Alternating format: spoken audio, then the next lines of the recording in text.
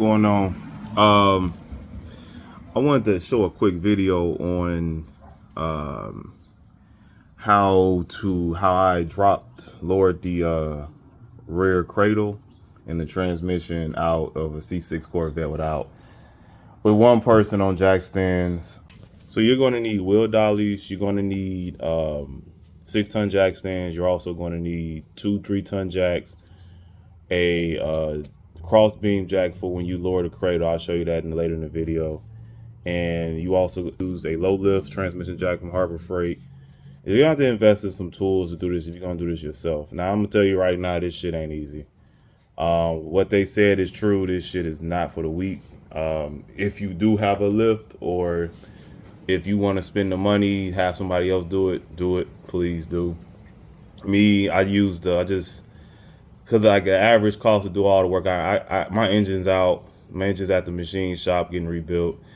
I ended up doing a upgraded stall. I got that. I gotta go pick up soon too. And I'm doing a lot of work. So the reason why I decided to just do it myself, because instead of me, the labor would have cost me to get all this shit done would have cost upwards of $7,000-8,000 just in labor. And I understand why now. I'm not negating nobody's prices. This is a lot of work. But for me, it's like, if I could do it myself, save some of the labor costs, I can buy parts, I can invest in tools I can use later. So to me, it's worth it. To y'all, it might not be. But nonetheless, yeah. So let me show you guys what I did.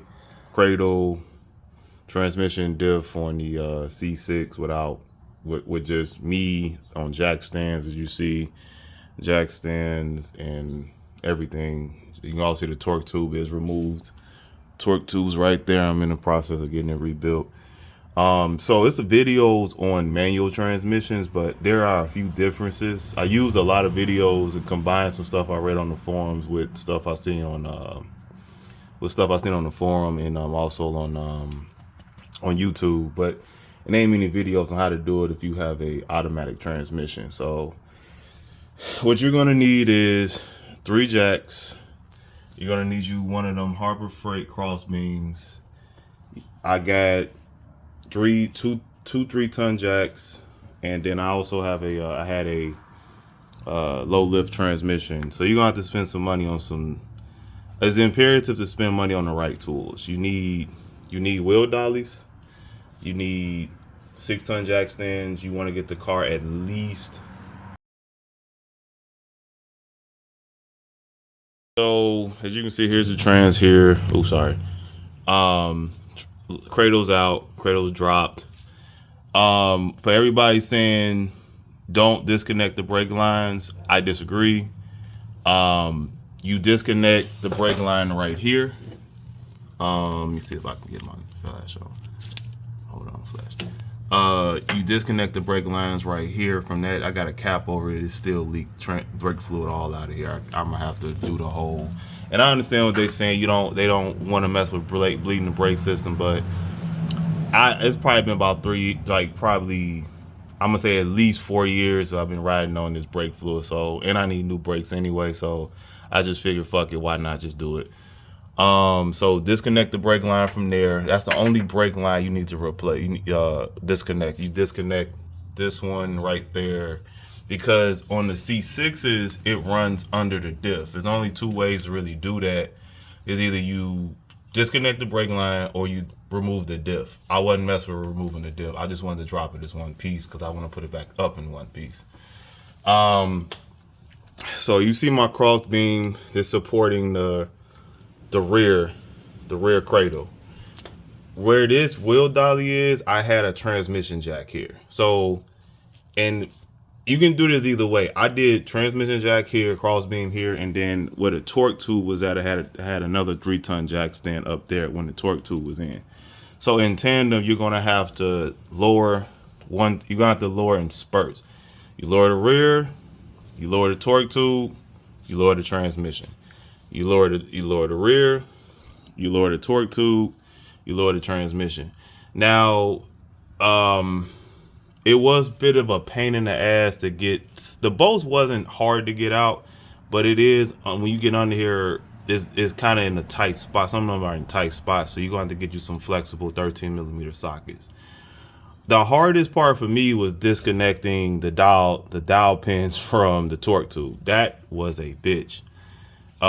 You just gonna have to lower and raise, drop it, raise it to kind of get it loose. Then you got to pry it out. I couldn't pry at the top because I didn't have enough room. So what I ended up having to do was I actually had to take the transmission jack out.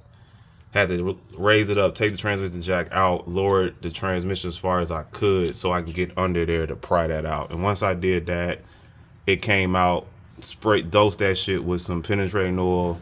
It should just, you eventually get it out.